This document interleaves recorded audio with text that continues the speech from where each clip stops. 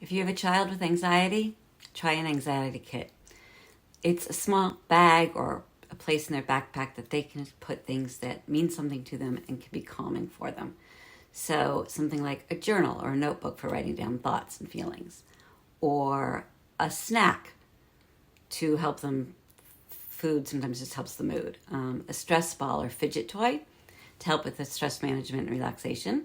You could do on her phone some music that she finds really calming, or even a meditation saved on that with some headphones. You could definitely add some phone numbers of people that matter to her so that if she needs to contact a counselor or you or whatever, she'll have those numbers there. What else? She could do a picture of you or a picture of a stuffed animal or a picture of anything that makes her feel calm and happy. And actually, headphones can be used to calm her down and quiet the room when she's in a place that has too much noise and activity around her. Could always put a little blanket piece in if, she's pretty young. And try different things, because what works for one kid does not work for the other always.